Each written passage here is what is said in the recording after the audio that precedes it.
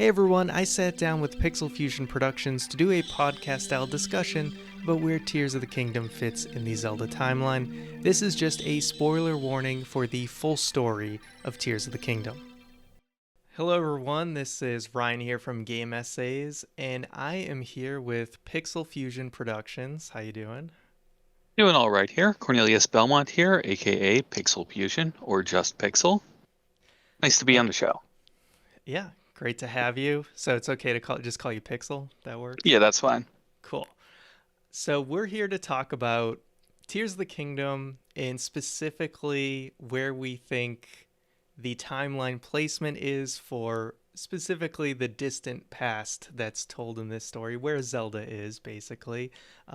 Given our thoughts on the game and maybe also kind of trying to get into the minds of the developers and try to figure out what their thoughts were, what their intentions were. But before we get into that, I just wanted to ask you, how do you feel about the game overall? Overall, I think it's a fun game, and I am I like the story, but I am disappointed with how loosely it connects, if at all.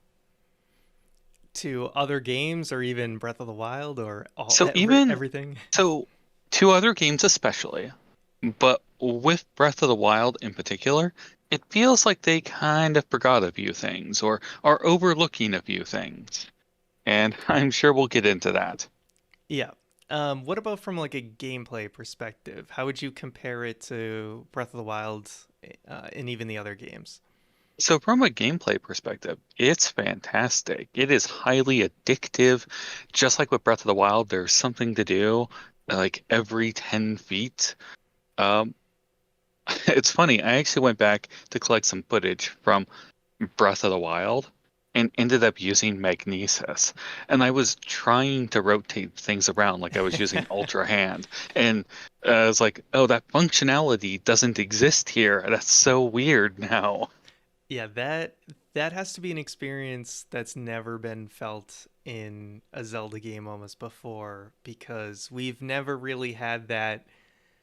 This is the first time I think a lot of people say like, "Oh, Tears of the Kingdom almost like nullified Breath of the Wild." And I don't think that's 100% the case, but more so the I case than it's ever been before. I wouldn't say it nullifies it, but it improves on Breath of the Wild in basically every way. Yeah. And most times Zelda games kind of did something they improved, but then they also kind of pivoted in a different angle that made it like why something like Wind Waker doesn't feel like it replaces Ocarina of Time in any way because you have a totally different gimmick, even though it does play better, like smoother than Ocarina of Time. It's you don't have the janky N64 camera angles, but it there felt like there was more of a reason. Whereas Breath of the Wild and Tears of the Kingdom, they have that same kind of like foundation, that same blueprint, but then Tears of the Right. Kingdom just goes so much further. But Well, that'll be an interesting conversation down the line, but for sure. mm, okay. Do you Uh, mind if I respond to oh that? no, go ahead. So there are very few Zelda games that are direct sequels to each other. Majora's Mask to Ocarina is probably the closest we have here because it was literally built on the same engine. Yeah. Maybe Spirit Tracks to Phantom Hourglass. I haven't actually played those. Don't tell anybody. I hear Lineback's really cool though. I gotta check them Yeah, out. they're worth it. If you're gonna like, I'm the type of person that's like, I want to play and eventually beat every Zelda game, and I'm close. I'm really just at like Four Swords Adventures and Triforce Heroes. I haven't gone around to finishing, but if you want to play the whole catalog, they're worth going to. But I wouldn't say they're like the biggest priority. hmm And the other big one, and the one that really calls out to me, is A Link Between Worlds to A Link to the Past. Yeah, While that is a basically a direct sequel, well, not it is a sequel, I know what you're but saying. There's it's games they timeline in complete between, but yeah, they completely rebuilt the game in between. And I guess like we could say that the Oracle games are built on the same engine, but drastically different stories. All in all, what I'm saying though is when it came to Majora's Mask to Ocarina of Time, the story, events, and general structure of the game was drastically different from its predecessor, as to where with Tears of the Kingdom to Breath of the Wild, it's basically the same game again, but with more stuff. Yeah, so it's gonna make a hard case for Breath of the Wild versus Tears of the Kingdom. Although I feel like eventually I want to try and do a video of like what each one does better, because I do think Breath of the Wild does do some things better, for sure. Um, but let's put the focus back on the timeline. So just as a quick recap, although I'm sure everyone who's here, who's listening, has played the game thoroughly, and that's why they're here. But the distant past that is taking place, it's unclear exactly when it happens, but um, if we take the game at its word, it is when the first king and queen establish Hyrule as a kingdom. Now, that this has obviously caused a ton of debate, but what do you think the developers were intending to do with this distant past? Do you think when they say the first king and queen of Hyrule that the developers were like that's what they thought? Maybe they even looked at Hyrule Historia and saw, or in Zelda Encyclopedia, whichever timeline, and they saw that little blip of like Hyrule Kingdom was founded, and they were like, "Hey, there's a space there. Should we fill that in?" Or do you think they had totally different plans? Like, what do you think from the developer side? What was their intention? Well, that's a pretty easy question. I think that in general, the developers have seen the fans' reliance and use of the timeline as a plague for a long time and have frankly wanted to reboot things for a long time. Mm-hmm. I think that Breath of the Wild was created in a way that it was vague enough it might be able to include the timeline, but was largely set with a 10,000 year or more gap to politely brush the timeline away so they don't have to Mm-hmm. worry about the past games anymore. And I think when it comes to Tears of the Kingdom, they uh, they are just doubling down on that more. Going further even, because many of the references to the timeline in Tears of the Kingdom, or that were in Breath of the Wild, in Tears of the Kingdom now, are flushed out more in a way that they cannot be the things from the timeline. For example, the Forgotten Temple is a pretty big one. It has the big Hylia statue in it that basically everybody assumed was from Skyward Sword. It's about the same height. It talks to you kind of like you would expect. It seems very much in Breath of the Wild that was intended to be from Skyloft. But when Tears of the Kingdom comes out, suddenly it's part of a Zonai temple because there are ancient Zonai ruins behind it.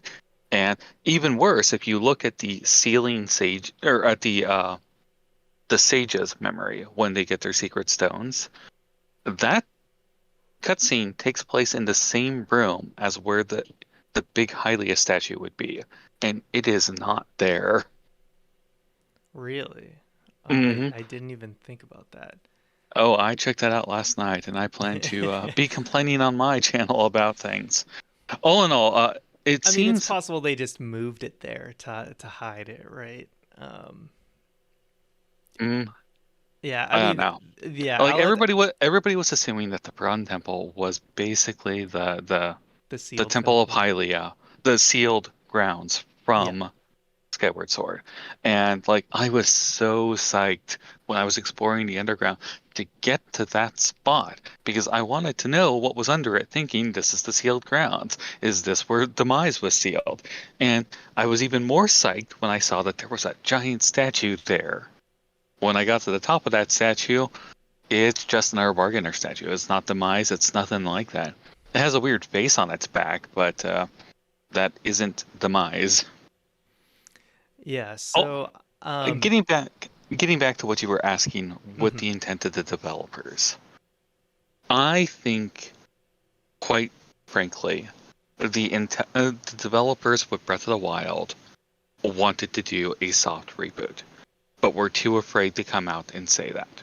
Mhm. And I think with Tears of the Kingdom, they are doubling down on the idea of a reboot, and that this is its own continuity. And I hate it. But Okay.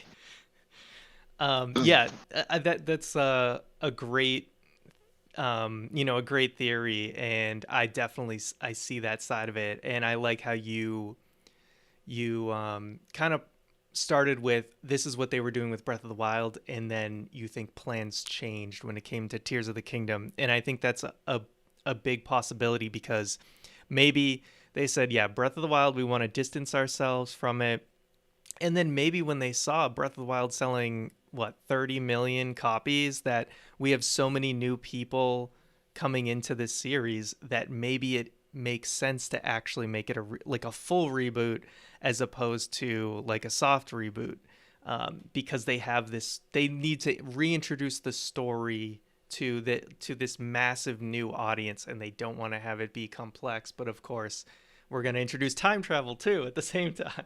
um, don't even get me started on yeah, Age of yeah, Calamity. I will. I know. Yeah, I look. I did a stream forever ago where I made a bunch of predictions. I think once the title reveal came out, I was making a bunch of predictions about what I thought was going to happen, and I was right on a few of them. Like I was like, oh, there's definitely not going to be any Twilight stuff. There's not going to be Hylia, no demise, any of that. But where I was totally wrong was that like I thought that they were just gonna make a very clean, like Breath of the Wild was their soft reboot, and Tears of the Kingdom is just gonna be a direct sequel, and we're just gonna be very clean and just move on and not complicate things. And of course, they immediately introduced time travel. But so kind of getting back to the point of, I think it's a possibility that when they looked at Tears of the Kingdom that they did have a change of plans, and that's why the distant past kind of alludes to things like Ocarina of Time, and you're like, how does this all fit? I'm not 100% convinced that it is a reboot.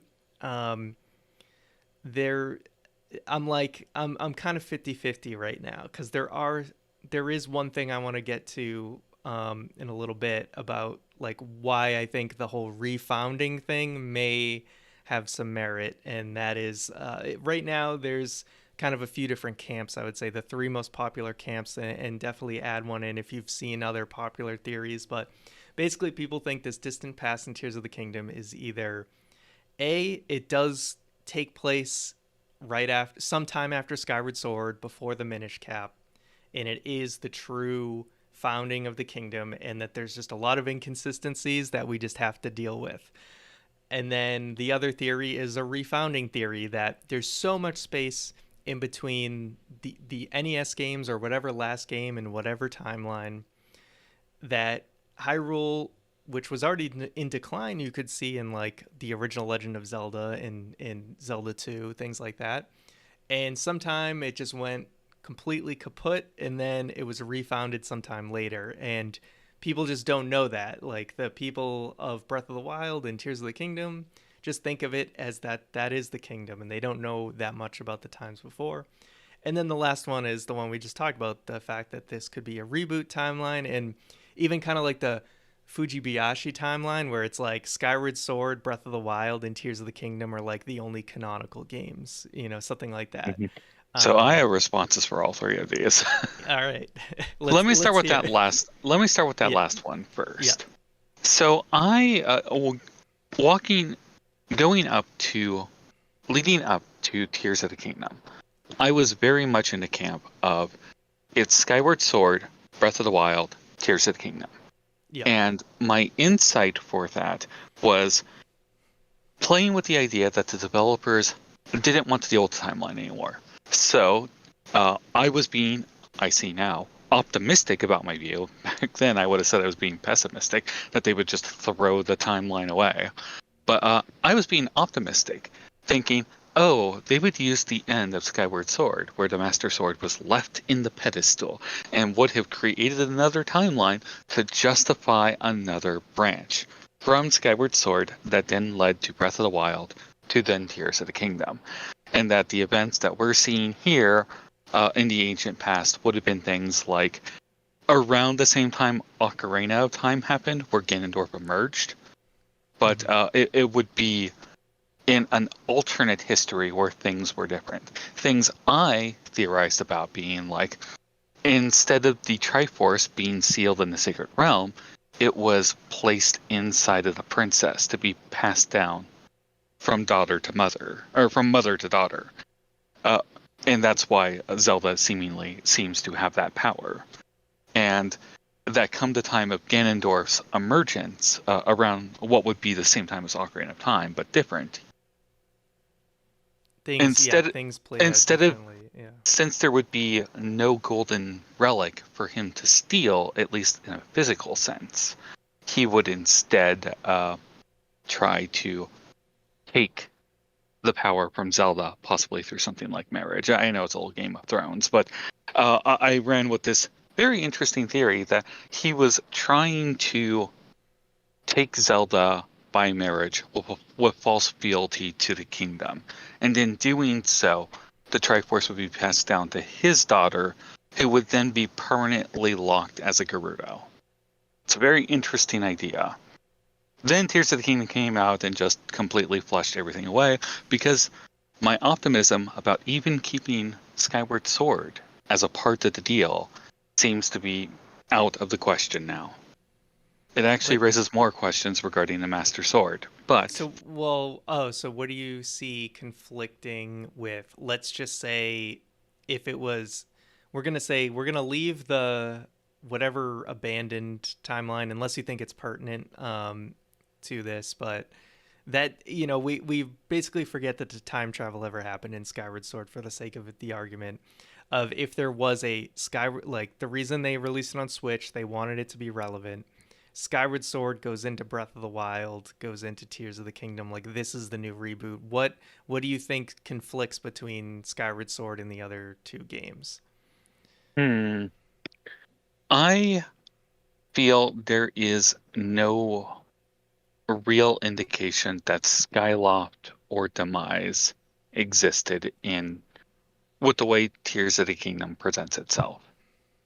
There is a question. Why does Ganondorf seem to have so much darkness in him? And his symbol when he gets the secret stone is like the other sage's symbol. It's a stylized piece of kanji, Japanese, the fancy Japanese Yeah. characters, Hmm. and it's a stylized depiction of the kanji for darkness.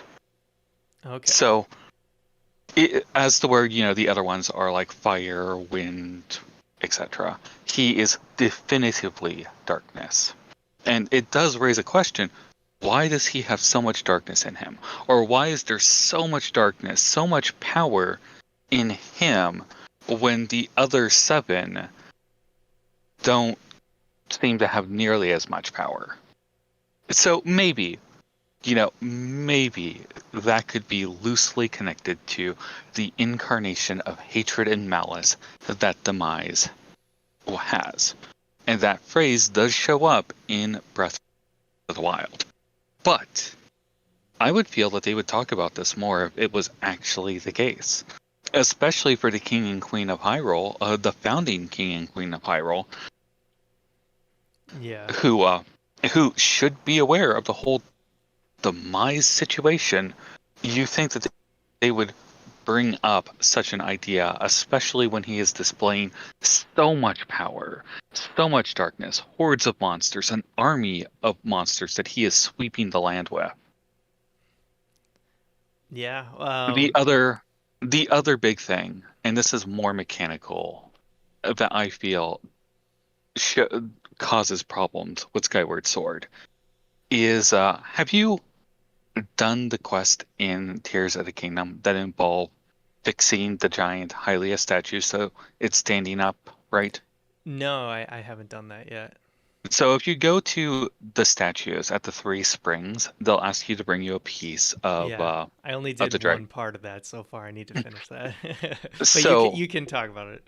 Uh, so when you do this, the statue will then shift position to be upright again and not toppled over. And if you go and talk to that statue, it will then give you a reward. It will give you the white sword of the sky, which looks exactly like the goddess sword. It is the Yep. goddess sword from the DLC, or Mm-hmm. from the old amiibo. Yep. And I'm not sure how to interpret this. Are we to interpret this as this is canon, or is this just another reference to a piece of DLC Easter egg that we shouldn't look too deeply into? Because that looks like Yeah. it's the goddess sword. Maybe it's a copy of the goddess sword. Is it a reference to Zelda 1 with the white sword? We don't know. Yeah. I think they have the magical sword from Zelda 1.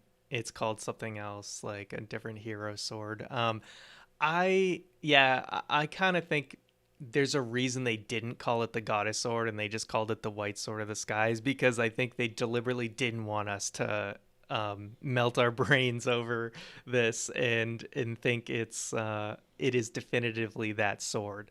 The same reason like the sage sword is called like the dusk claymore or something. Like I all the past items that would have a very definitive name, even in Breath of the Wild, like the Bow of Twilight, have been renamed. Yeah, I do think it's deliberately to not to make it seem like it's a it's an Easter egg, like it is this item, but it's not supposed to be like canonically the exact item or something like that. Although I was thinking, like, I kind of had a theory of like, oh well, maybe the refounding timeline has to be the case because the Zonai hid like the Phantom Ganon armor in the mazes, So and it's called like the evil spirit armor now, yeah, not the phantom armor. yeah, But yes, yeah. I know. I But when it's I like, found oh well, it those, had to have been after Ocarina. But then again, that Ganon thing got banished to a gap between dimensions. So how yeah, did they somebody even get brought that it? up. Yeah, Somebody brought that up, and I was like, oh gosh, I'm having some Final Fantasy V flashbacks when involving Gilgamesh. But the idea that Phantom Ganon got thrown out of, I don't know, existence by Ganondorf, and maybe that set of armor ended up in this yeah. fractured timeline. I That don't that's think an there's much. Yeah, it's a very interesting idea, but I'm not going to go with it. I'd say the fact that there is some form, some entity in each one of those labyrinths. Yeah, the Lord of Boar, the Lord of Owls, and Lord of Dragons is speaking to you, whoever they are, and specifically talks about sealing that darkness away a long time ago.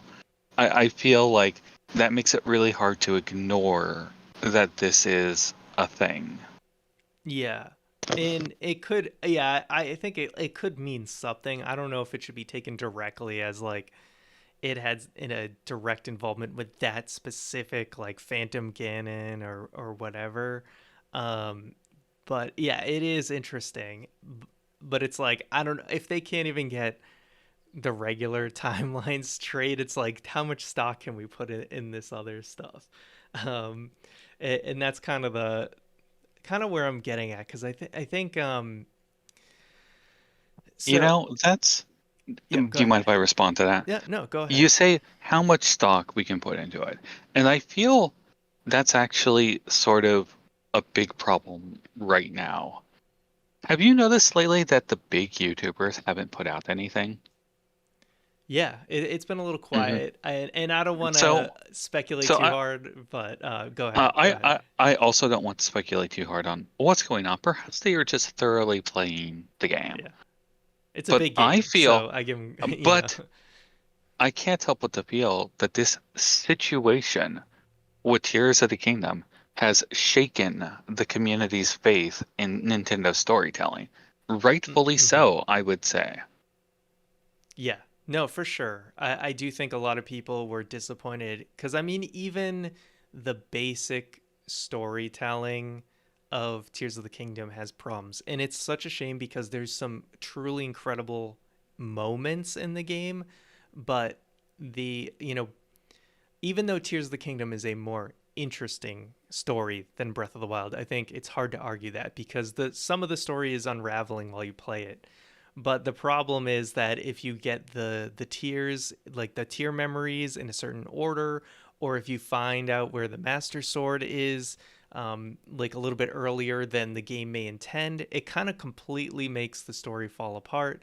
And it also makes some of the one of the bigger side quests in particular, like the Lucky Gazette one, it just kind of makes it like really weird because Link and you, the player, have this huge disconnect with everybody else because you know that that Zelda you're seeing isn't Zelda, and Hmm. you just keep having to just play along with everybody for the So whole this story.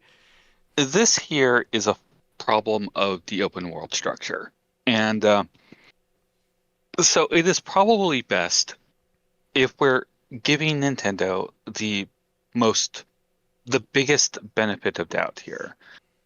It is probably best to assume that canonically, Link did all of the Lucky Gazelle events, stories, and, for the newspaper while searching for Zelda, and that he also collected all of the tier memories, and that he pulled the Master Sword, of course. But it's best to keep in mind that since you can do them in any order, that in continuity, he probably did them in an order that would make sense. Yeah, agreed. Now, I agree that there should be lines in the game where Link, I don't know, is sort of implying to Penn or whoever else of like, that's not the real Zelda. I know she's not. But he doesn't Yeah, because I think they ran into an issue because like Breath of the Wild, it's a less interesting story. It still has a lot of interesting things about it, but it's definitely less interesting to me than Tears of the Kingdom. But it didn't have that same conflict. But I understand if you want to have an open world and have a story that kind of unravels, that sometimes you will run into those disconnects. And I just feel like maybe they should have thought differently about how they were going to structure the story because it is very it takes you out of it, you know, from a player perspective. And I get like canonically things can happen differently, but I feel like most players aren't going to do it in the exact intended order. Most people aren't going to finish the Lucky Gazette thing until maybe way later in the game because there is a lot of steps to it. It's one of the largest side quests in the game. So yeah, that part's disappointing, and I think we can kind of shift back to like the timeline stuff of I don't necessarily know if it is quiet because of the, you know, quiet with other creators because of the lore, but I agree that I think the confidence has been shaken because of just it seems like they totally threw a lot of lore out the window, and even stuff from Breath of the Wild. A lot of people, I wasn't as deep into the lore of Breath of the Wild as a lot of people, but I know there was a lot if you dug deep, and some of that seems to even be conflicting with Tears of the Kingdom. I would have And to agree. I would have yeah, to agree with you there. Go ahead, continue. and it, you know, I personally, I think I maybe have had less faith in just their I don't want to, let me rephrase that. I always saw that games weren't as connected as maybe a lot of people thought. Um, and I'll expand on that a little bit. I mean, what really got me into Zelda hilariously was the timeline. The angry video game nerd made a timeline video like years and years ago, and I had played Zelda games before that, but realizing that people were trying to piece together this impossible puzzle is actually what initially got me really hooked into Zelda, funny enough.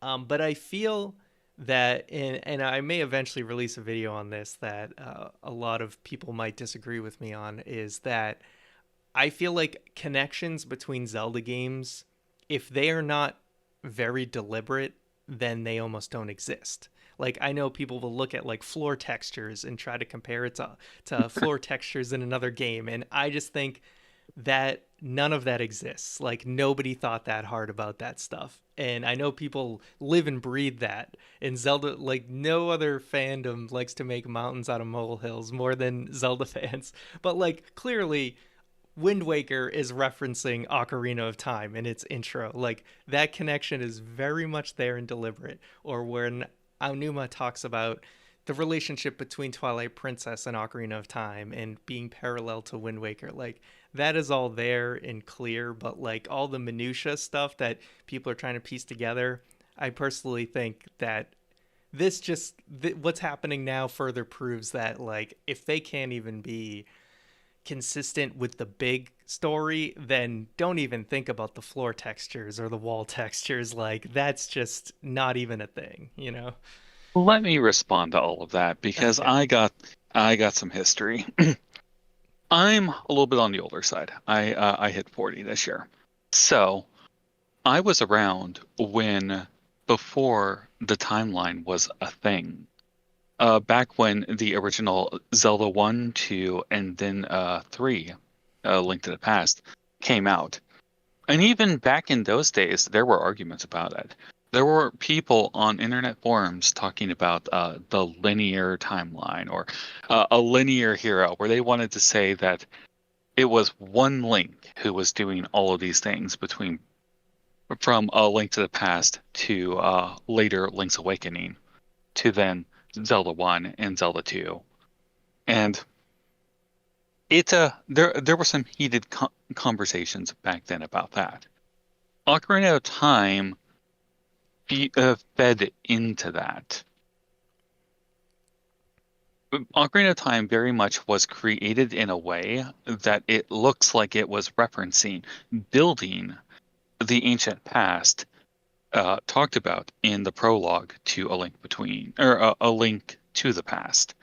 It talks about like the seven sages who sealed away the king and the land of the golden power, which all of it makes sense mostly with Ocarina of Time. Mm-hmm.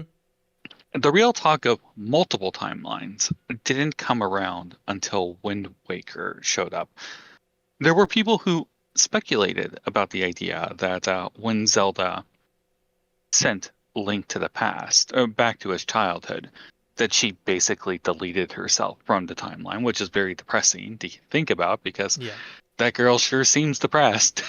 Yeah. But then Wind Waker came out and very much established that, hey, there is another timeline here. And of course, Wind Waker did poorly in sales, even though it's a magnificent game. And One of my that favorites.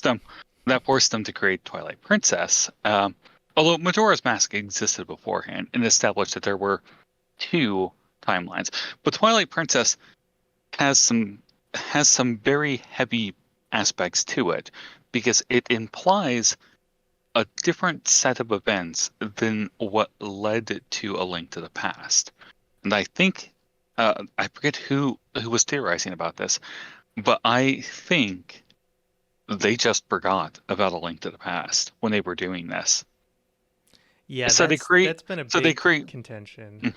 so they Uh, create this split Sorry, go ahead. timeline. They create the split timeline, the adult and child timeline. And then Link to the Past and the original Zelda 1 and 2, there has to be an explanation for it because at this point Nintendo actually cares about the timeline, right? Mm-hmm. So when these books come out, Hyrule Historia, they are given permission to make sense of it. And they do so by creating the Fallen Timeline. And then, of course, Skyward Sword comes out. There are a handful of other games that don't really deal with the story with the timeline story aspect too much. I personally feel that Minish Cap, Four Swords, and Four Swords Adventure should be considered separate from the timeline, their own Yeah, continuity. They cause problems. for sure. And yeah, and I'm definitely not making the argument that there hasn't been a timeline because I 100% there has always been a timeline. The games have always been connected. Zelda 1 into Zelda 2, A Link to the Past being the prequel, it's always been there. I think it's just more about like those minor details that people try to say like, oh, the Zonai and the Twilight are related in some way, or those kind of things is where I don't put too much stock into it. But 100%, and yeah, it's one thing that I find hilarious, right? Is the imprisoning war has been like the original Link to the Past Imprisoning War has been like the biggest crux in the whole timeline, and that's why the downfall timeline exists, because they made Ocarina of Time, and Ocarina of Time was supposed to be the backstory to A Link to the Past, but it doesn't really play out like the Imprisoning War actually plays out, and maybe that's why they made Twilight Princess, because they felt like the Imprisoning War no longer fit with Ocarina of Time. And then the only way to fix that was to just create that downfall timeline so that the imprisoning war could happen. It was never intended, the downfall timeline. It was just a symptom of them retconning with Ocarina and Twilight Princess, basically. Mm. Um, and now they make another imprisoning war, and we're all debating the timeline again. I'm just like, I find So it I hilarious. It's always surrounding an imprisoning war that we're doing this. I was wondering if Nintendo was purposely trolling us by having Zelda announce like the imprisoning war, Because it's and nothing like the Link to the Past imprisoning war. There's no Triforce, which was the thing. There's no Sacred Realm. You know, people want to talk. I know I've heard people try to say the depths in the Sacred Realm could be like related. I'm mm, like, no, it's just see it cannot be the same event, in my opinion. see if I were to take a stab at what I think the Sacred Realm is in Breath of the Wild slash Tears of the Kingdom, I think it is the spiritual realm that Link plays in with the shrines. More the Zonai shrines, I think the Sheikah shrines are more like a mental simulation that they're putting Link into. Because those shrines are massive if they're real and I feel like the some of Sheikah them ones. should extend into Yeah, the I depths. think the Sheikah ones physically had to have existed, right? You Like there was an oh you do? elevator down to them. Yeah, like Oh, so in regards to the Sheikah ones, like the smaller shrines that rise up from the ground and an elevator come down, sends a Link down. yeah, That could just be dropping him like 10 feet beneath the yeah. surface and then putting him into a mental state. It would make a lot more sense. But if you want to play with the idea that those are real, that they hollowed out all that space that goes into the depths, I think you have a bit of explaining to do to try Well, to justify yeah. I that. mean, the depths goes pretty deep. They could just be like a layer above the depths, and that's where So I'm just like, I'm we have willing El to the like, um, those things. Like, I know people are concerned about like where the divine beasts go, where did the Sheikah technology go. Those are the type of things that I'm willing to say like, you know, they disassembled it, whatever. Like, I know in actuality there would be so much heavy lifting in order to get rid of all of that technology, and there would be so much underground that was hollowed out for all those shrines, but I'm willing to like, you know, just put that to the side because they're trying to tell a new story. Like, those aren't the things I'm as concerned about, but definitely if you like, please expand on what we were going to say though. But I'm just saying, personally, for me, that those types of things aren't like a big concern. It's more like the greater narrative where I have issues. well, let me continue on Mm-hmm. about the Sacred Realm because this is important. Have you have you completed the quest in Tears of the Kingdom that involved getting translations of the Star Island I'm still working fragments? on that. I Mhm. still have like half of So them left to do. so one of them says something very interesting. It says that the shrines that Rauru built, which are the same shrines that you're going through to get his light, it Yep. says that they were created to suppress the monsters. And if we look at the scene in which Ganondorf changes into the Demon King and starts summoning monsters, you can see how the monsters are like stretching, like they've just woken up from a long sleep. Yeah. So my thoughts are that if the Sacred Realm is a thing in Tears of the Kingdom, that Rauru basically repurposed it for the sake of his shrines in order to use that spiritual power to suppress monsters in order to make Hyrule peaceful, more peaceful. Hmm. Yeah, I mean it's definitely a This, of course, possibility. this of course conflicts with the timeline because in the timeline we know a Rauru, not a Zonai, a Hylian, sealed the sacred realm with the Temple of Time in order to safeguard the Triforce. But Yeah. Do you that's think? another that's Yeah. another really big thing to bring up is that if they're going to be in the same timeline, then why are there two Rarus now? Well, one thing I was going to bring up that I think is kind of funny is earlier when I said, do you think one of the possibilities is that the developers looked at Hyrule Historia Zelda Encyclopedia, whichever one, they pointed to the gap where it says, Hyrule Kingdom was founded, and there's another piece I know that says Rauru built the Temple of Time. So they felt that they needed to name this character Raru because there's a Temple of Time in the game, so that they basically are like, no, that still makes sense. It's just a different Raru. Now it's the Zonai Raru that built the Temple of Time, not the bearded man from Ocarina of Time. And Um, if they're just superficially looking at their own timeline and not bothering to do the legwork yeah. to make sure things make sense, that's on them, and it's a huge Oh, shame. 100%. They I was just they saying yesterday, absolutely they need a lore expert mhm, to consult, but they just I literally just about they the don't same care. thing.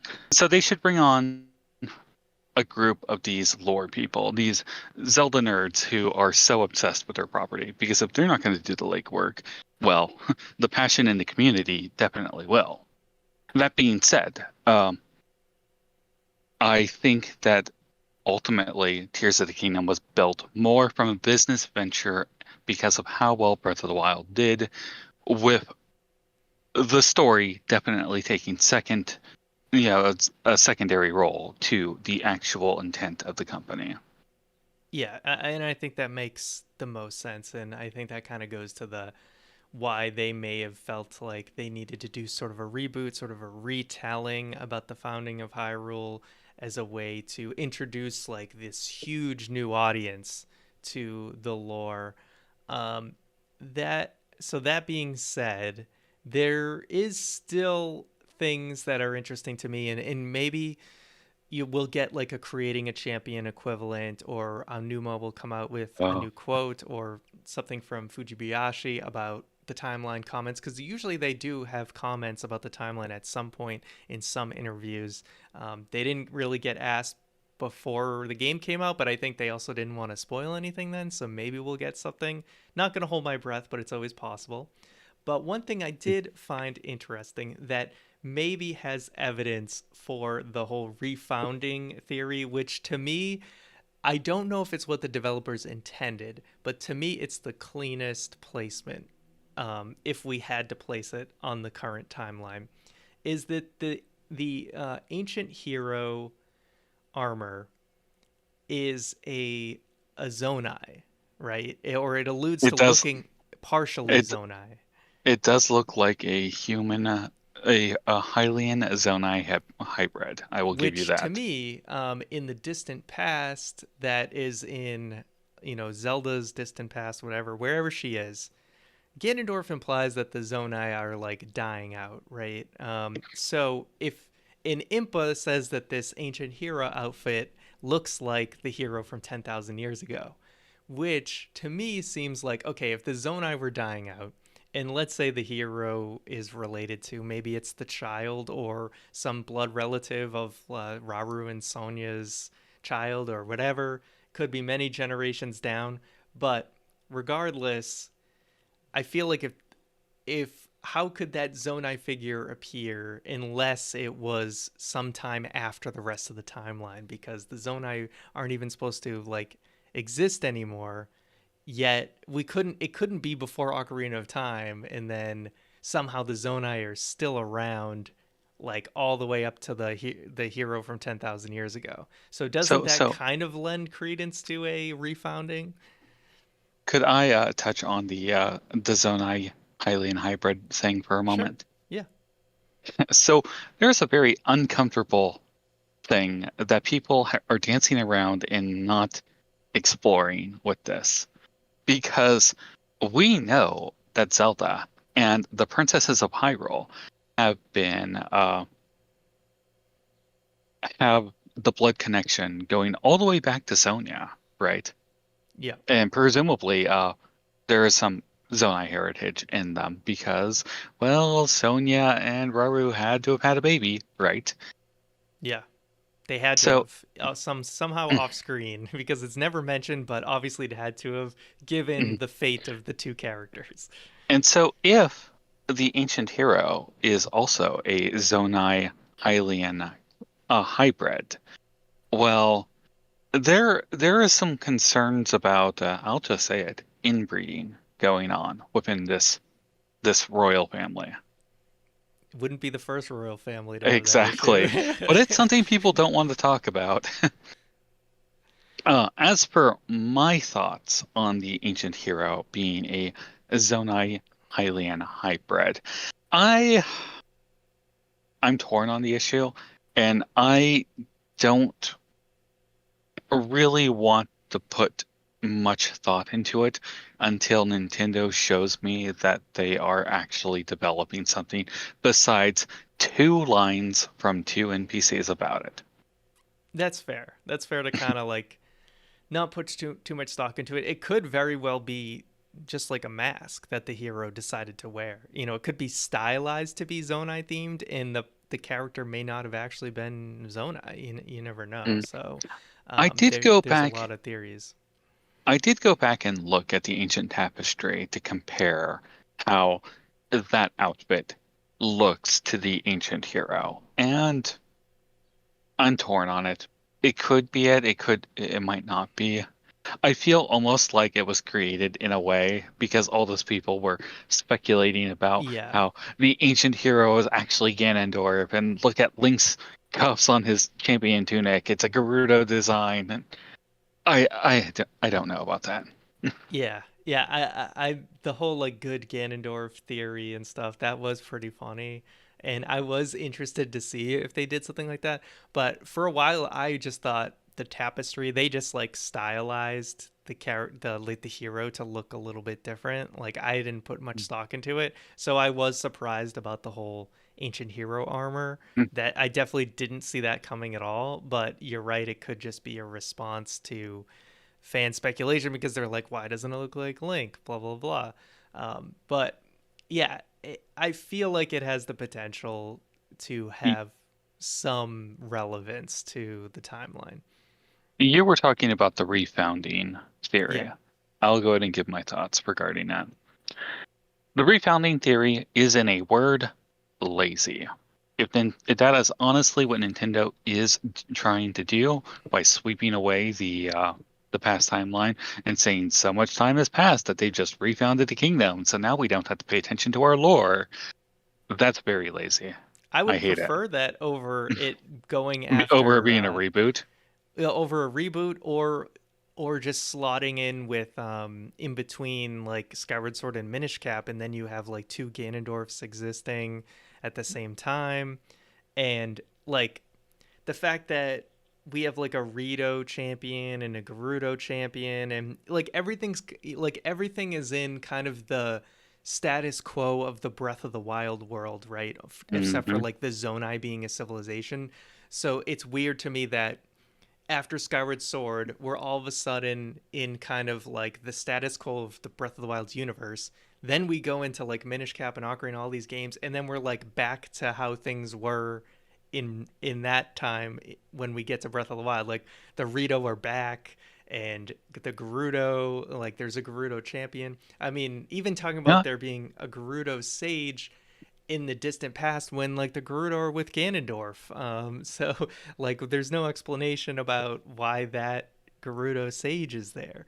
Um, So consider this first. I actually didn't think about the ramifications of the Rito being around uh, during the quote unquote creation of Hyrule, as stated in the Hyrule Historia slash encyclopedia. But there could be explanations for that if you stretched hard enough. For example, maybe the Rito became Dioka. I'm not going to buy that, but that would be one way of excusing them from the But then they timeline. turn back. Well, well, well, well, let's touch on that. So Okay. in The Wind Waker, when Dorito first appeared chronologically in our real world, they seem to be an they seem to be a magically engineered evolution of the the Zora, Yeah. specifically being turned into bird people by, I forget the name of the fire dragon in there, but Valu. it's there are some very heavy implications that the Rito in that game are not natural. They are being created through magic. So Yeah. I would play with the idea that maybe Valu or whoever these ancient entities are simply pulled inspiration from the ancient Rito in order to create the new Rito in their image. That's that's nice. Yeah. Then Twilight Princess talks about the Oka, so perhaps the Rito turned into the Oka. I'm not buying that, but it would explain what happened to them. And Yeah. then in creating the champion, which I know is currently on fire and in the trash, is uh, its ancient past its ancient past timeline that it gives us mentions something about like 12,000 years ago the Rito appeared. And that's Okay. about it. Yeah. I And mean, that's the thing. that very much felt like we have to explain how the Rito came about. So they just appeared about 12,000 years ago. Yeah, and I don't think the Rito is like it's kind of the Rito to me. That's the standout of like, oh, how do we have Rito after Skyward Sword? Then they disappear, then they come back. I think that's like one piece. That's like the biggest standout, but it's like all the pieces. Like how I said, the status quo, aside from the Zonai, the status quo of the world appears to be similar to the Breath of the Wild universe. So it's weird that we have Skyward Sword, then it's basically a status quo similar to Breath of the Wild. Then we branch out into all these other games that are totally different, and then we kind of come back to that status quo. So that's what makes me feel like the refounding theory is. I mean, that's what I thought they were going to do. That's what everyone speculated was the case in the first place when the last trailer came out, and it seemed very likely that Zelda was in the past, and we thought Breath of the Wild distance itself so far away from the other games so that they, yes, we know they wanted to get away from the timeline, but it also gave them room uh to build another, it gave them room to build without interfering with the existing timeline, which is, I thought they cleared that space for a reason so that they wouldn't have to worry about conflicts, and now here we are all arguing about conflicts. So like, Hmm. whether they ever come out with comments or not, I think eventually the community will either stay split or maybe they'll come to a consensus. I feel like at some point we will get some more information, whether it's through DLC or comments from the developers or a So book that might help clarify. I would I would caution you to take developer comments with a heavy grain of salt. Don't take it as gospel. Don't take it as word of God, because I have seen time and time again from developer comments, from interviews and whatnot, it being outright contradicted, not just in Zelda, but just in the industry in general. It it is a mistake to trust that. You want to trust something solid. The books that came out, Hyrule Historia and even Creating a Champion, that's a step above a random comment from an interview that may have happened unscripted on the fly without any preparation. At least those were prepared in some professional manner to give an explanation. That's fair. But Yeah. so I did a video like a bit ago about female Gorons and played with the idea that there may asking the question if there are female Gorons and whatnot. And a fellow content creator brought up to me a interview from like 1997, maybe 1998, something like that, where in a single interview, there's a one-line response talking about how there are female Gorons and they are indistinguishable in gender. And there has been nothing in the series to support that in game going forward. In fact, it seems very much that the Goron people are an asexual, self-replicating group of rock people, Yeah. and who all use male pronouns. And I'm fine with that because this is a crazy world where there are rock people, but uh, Yeah. I mean, just as like the Gerudo is, all female, but going it, on and on about like how this one interview could yeah. I do could think, take it with a grain of salt yeah, because and I think that's fair. But I would argue that I think you have to kind of think of the you have to think of like the context of the quote. So like you said, that is, back in it was like from 1999 and it's about a very small detail of the game. But if a larger media outlet interviewed Aonuma and asked him where do you think the past events where Zelda is, where does that take place in the Zelda timeline? I would put a lot more weight to that than the Goron comment because he's the series director. They had to have some idea where they were placing those events. So that would definitely hold a lot more weight than some of the more minor details that maybe they never even thought of, and he was just shooting from the hip. He was just making it up as he was going along, and then later on they actually decided definitively about the Gorons and how they're going to be. So I think it depends. Like, but if they someone who was less involved with the story comments on the game and it doesn't seem to make sense, then yeah, I would put less stock on it. But if it's like Fujibayashi or Aonuma, I definitely would put a lot of stock into it. sure, if Alnuma graced us with a personal comment saying a timeline placement, well, I'm sure the internet would be on fire for like a week about it. But that aside, I would still be skeptical of it. Until they produce another game that definitively shows this in some aspect, I would be critical of it. I would not trust it. Much the same way that I did not trust the announcement trailer to Age of Calamity that states that Age of Calamity takes place in the events of 100 years ago. Yeah, that was a lie. It was. I was so disappointed when I saw I think the demo came out and then you could play the demo and you saw the time travel happening.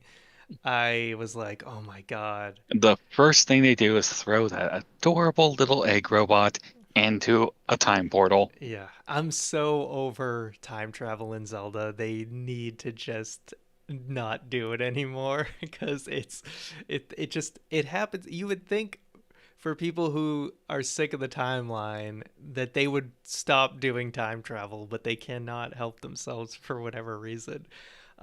But I get it. yeah. It's a fun thing to play with, but it's also something that needs to be done carefully or Yeah, your they never narrative want to will deal with fall the apart. repercussions of it. That's the thing. Is they don't seem to enjoy always being bombarded with continuity and timeline questions, but maybe they should stop making it so darn confusing and stop messing with timelines so much, but I don't It's know. simple. They just love to do it.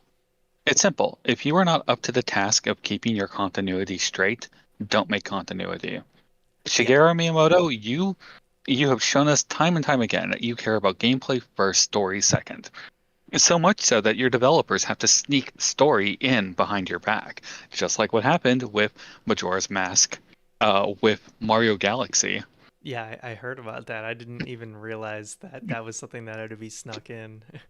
um, Hmm. so yeah, and that's the thing is there's a lot of there's been a lot of debates. I don't know if you go on the like the True Zelda and Tears of the Kingdom Reddits, but I don't visit Reddit very often. okay. Well, there's a lot of the timeline debate, as you've seen in other areas, has been very fierce ever since this game came out. But there's a lot of people who say, like, oh, they don't care about the timeline. Why are you doing this? Blah, blah, blah. Why is it even worth debating? But it's, as we talked about earlier, there has always been a timeline. There's a reason that nobody's really arguing a Mario timeline, right? Because they never draw these connections, these big major story connections between games. Sure, they'll have like Easter eggs and things like that, but nobody's creating these major Mario timelines unless it's just for laughs, basically, because they've never tried to connect those games. But Zelda has always had a history, and games have always have found their way to being connected one way or another. Not every game is connected to another game, but most are connected to at least one other game in some way. Sure. And you're right. Zelda has always taken itself more seriously with its story. And Mario, Mario, nobody's arguing for that because it's not serious. And I'm afraid if I ruffle anybody's feather, I'm afraid to ruffle anybody's feathers by saying that because I know there are some hardcore Mario fans out there, but Mario doesn't really have an ongoing story. And if it does, I might criticize Princess Peach getting captured 17 or Yeah. more times. Yeah, I Like it mean, really yeah, starts to they raise have some like questions of what's going on. yeah, I mean, and Mario does have story series. They're Paper Mario, Mario RPG. Like they have areas like Bowser's Inside Story. I haven't played those games, but people talk about how great they are, and they actually do have stories. But as far as the mainline Mario games, there is no larger connected narrative, and that's fine because those games are they know what they are, and they are perfect for what they are. But it's more of like an example to just place that like there's a reason people care about the Zelda lore is because they have put effort into connecting things and having this shared history between all the games, and it is super interesting and it's super fun and it's really cool, and that's why we're discussing it today. And it's just very frustrating that, I mean, this has to be the game that has thrown the lore the most into question, I think, than it's ever been. I don't know if maybe like Wind Waker or uh, like has it been another time where like the lore feels like it's been put into question. I don't know if there's been any other time where it's been put into So question to this degree. I would say when Four Swords Adventure was placed at the end of the child timeline, that caused a lot of questions. Yeah, I know before people used that as like the new imprisoning war when we had the way more complicated child timeline. I think before Hyrule Historia, I think people placed Four Swords Adventure. Did they place it after Twilight Princess as like the new imprisoning war to then have a Link to the Past follow it? I think that's Mm. what people did. Um, I think there was more of a push to place it before A Link to the Past, largely because it reuses so many aspects of A Link to the Past in its art style and whatnot. yeah. And I honestly think that Four Swords Adventure would have been better off as a prequel to A Link to the Past. But it still raises a question that it seems like only years has passed, or not too much time has passed since Four Swords. Yeah, which makes it seem like it probably should have just been I would have its own carved those thing. three games out Yeah. and just said they're their own thing. Ignore them. Yeah. Why No, is there a agreed. Ganon in it? Nobody cares. Yeah. I mean I mean they're like two of them are multiplayer games. One of them's like basically just like tacked on to a Link to the Past like port to the Game Boy Advanced, but I mean it is And what it are is. those games fun? They are. I had a lot of fun playing Four Swords Adventure. I I was the bad player who would kill off my allies and then loot their force gems. I was that type of player. I But it was tried playing it with my it's all good buddy, fun.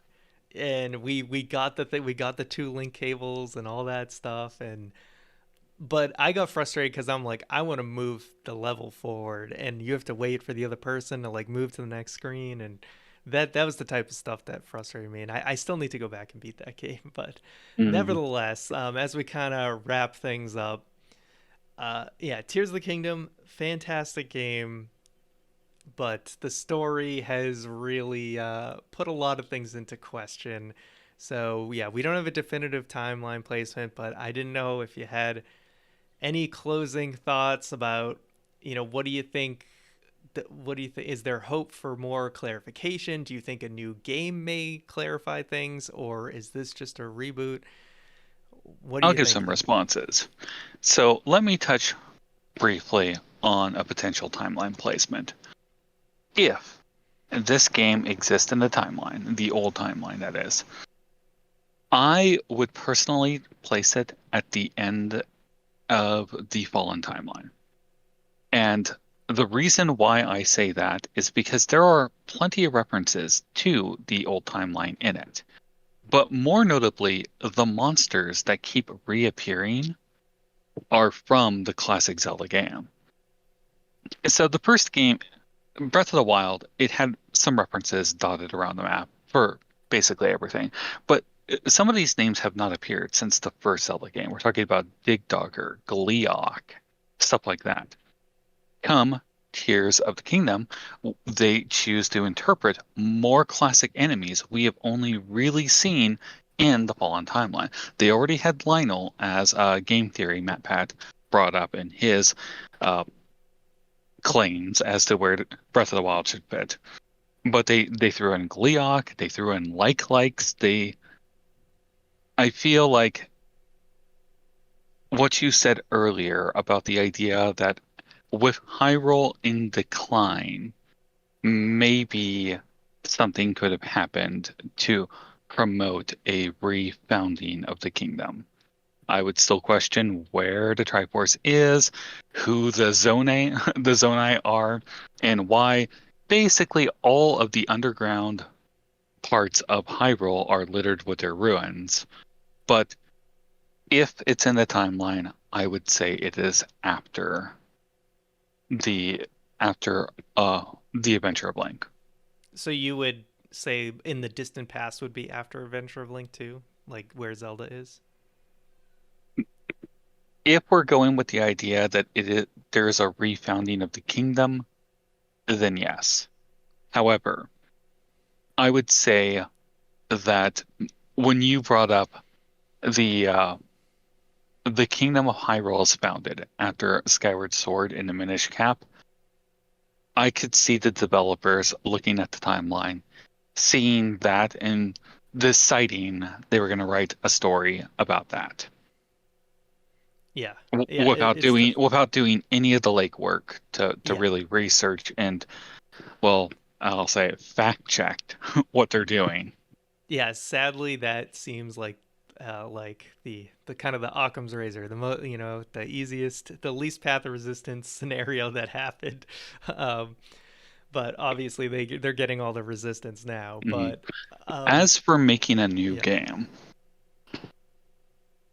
I cringe at the idea of going through the 6 years we just went through again with them announcing Breath of the Wild 3 and trying to fix these problems. I would rather they let this rest and move on, give us something else. There are going to be more Zelda games. Maybe this will end up being more like. Are you familiar with the Devil May Cry series? only a little bit. Definitely not with the Uh, narrative. so Devil May Cry has a pretty strong narrative to it. But around 2001, which is around the time that they started development on Breath of the Wild, you might imagine, and reboots were all the craze, uh, Capcom decided to reboot Devil May Cry and create like this new, more edgy one that's more realistic. And it was not received well.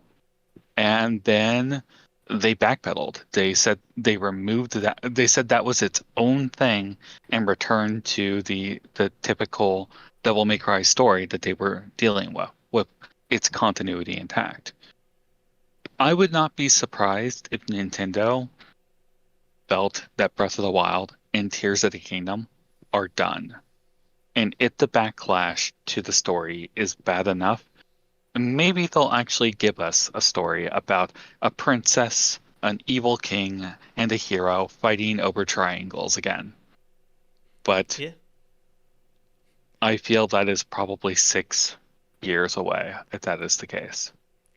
Yeah. And yeah, I mean, they're not afraid to retcon things as we know. So they could find a way to fix it if there's enough backlash. And yeah, it's sad because all it would have taken is one line of dialogue to save all this confusion. If Zelda had just said at the beginning of the game that the Zonai helped reestablish the kingdom after a long period of darkness or something like that. That's all it would have taken to make all of this fit a lot cleaner. When But when her yeah, text box says the imprisoning war, it really should have had an asterisk next to it. or just call it like literally anything else. you know, just call it any other war, and it would have been a lot better. But yeah, and hopefully I agree that they need to do something different for the next game. They won't be able to get away with Breath of the Wild plus more the next time around, and I think they will do something different. And my hope is that we also get a nice smaller 2D style game in between, so that we don't have to wait so long for a brand new game. I would love for not a remake, but just a new 2D game that they could just release on the Switch store or whatever, or Switch 2, and I think that'll help kind of keep people busy while the next long wait for the next game. They can only recycle the past for so long. I would love to see Yeah. the Oracle games remade in the style of the new Link's Awakening, but I Would don't you know. rather that or a new 2D game though? Like a remake or like I agree they deserve to be remade because they're some of the least played, but actually when it comes to complicated dungeons, they're like right up there at the top of the list. But at the same time, I'm like, I would love just a new 2D game. Oh, can I take a moment to just praise some of the dungeon design in Tears of the Kingdom? Yeah, yeah, sure. Because the Fire Temple in particular calls out to me as a nice, complex, old dungeon. And the other dungeons I'm less impressed with. Like the pyramid is a four-way path. You get to the center bit after, granted, a cool boss fight. And then there are just four paths to go solve puzzles in. But the Fire Temple itself actually seemed complicated with the way you're supposed to transverse it. And one day I'm gonna sit down and see if I can complete it without with the mechanisms provided in it by its The intended right. way. No ascension, nothing like that. There are broken parts of the dungeon which might force you to use your Zonai powers. But I'm just curious. Maybe I'll sit down with Captain Bergerson and see if we can do something. But That'd be good. I'm curious if the dungeon can be completed on its own merit. Yeah, as you praise it, as I uploaded a video calling it the worst dungeon in Tears, but I think part of it was like I think I went in with a bad mindset because I started that dungeon like really late at night and I needed to work the next day and I was like I just need to finish this and I just like I Oh, was so stumped at certain parts. I will give it credit; it's very complex. And then people who like I got a lot of comments of just like I didn't think it was that bad, but yeah, I also kind of cheesed half the dungeon. I'm like, well, how you call it? You did, you just skipped everything. Of course, it wasn't that bad. so like, I actually feel kind of similar to you with the Spirit Temple because I was one of the people who found the Zonai door in Thunder Island, whatever, mhm, early. Now I was you can watch this you can watch this on my stream if you care to, but you can mhm. see how when I open that door and start doing it, I wasn't expecting to be thrown into a quasi dungeon. Yeah, And it was late at night, so I did not enjoy collecting the four parts for the Zonai construct. But yeah, that left a bitter taste in my mouth yeah. for that. Sometimes, yeah. I think I sometimes should it's go like, back and revisit that and see if it's yeah, better than I thought because I was doing just like the whole cheating of the puzzle. I did not care to try to solve it the correct way. yeah. Some of those, well, I mean, yeah. I felt that was a more like I felt less bad about. Like one of the times, I just literally just strapped a rocket to one of the pieces and shot it across the gap, and it worked perfectly. And I'm like, that actually felt good. But like when when I create a hot air balloon in the fire temple to get up to that last gong, I'm like, this doesn't feel right. Like I feel like I shouldn't be doing this right now. But there, obviously some of the shrines when you solve them in the unintended way is actually a lot of fun. But for Hmm. some reason, the dungeons in particular, it did feel worse. But yeah, sometimes the context in which you're playing can have a big impact on how you actually feel about it. And then, I always feel differently about something in a Zelda game when I replay it. Something, my opinion, and at least one part always seems to change. So I think that makes a difference. But this has been an awesome conversation, and thank you so much for joining me. I had a ton of fun, and we'll have to do something again sometime because I feel like No problem. I love discussing Zelda, and I can never get enough of it. Mm, And I'll add you. yeah, I'll go add you ahead. to the list for my podcast if you want to join it. Yeah, absolutely. Always down to. And for those who listened, definitely check out Pixel's channel. Link will be in the description. And yeah, check out his videos. You got a lot of podcast stuff on there as well as a ton of other videos. Well, a And if small amount of podcast stuff, but yeah. but yeah, any Right now my channel's been dominated by streaming Tears of the Kingdom, but I'm going back into theory work now. awesome, awesome. Looking forward to it. And yeah, I'm looking forward to a lot of the content that comes out of this game. There's a lot to talk about, and thankfully we have a lot of new Zelda content to discuss in the future. But anything else you want to shout out before we wrap things up? Hmm. Just one thing I think people might not have noticed that sheds light on taking what Nintendo puts out with a grain of salt. The initial Breath of the Wild announcement that showed Ganondorf in his mummified state and Zelda and Link coming upon him, that that I don't want to call it a trailer because I think they're officially calling it a teaser now. But that teaser showed them traveling great distances underground to reach that chamber. And that simply is not the case in Tears of the Kingdom. Yeah, And furthermore, Ganondorf himself, his design was changed in the final game because in that initial teaser, he doesn't have a secret stone in his forehead. He has a glowing piece of Gerudo jewelry. And so as far as we knew, that teaser was like gospel produced. This is going to be what Breath of the Wild or Tears of the Kingdom is about. But when the final game actually came out, that was different. So take what take what Nintendo says and gives us with a grain of salt, because they can and have changed things drastically without any real regard for us. I think that's my last note here.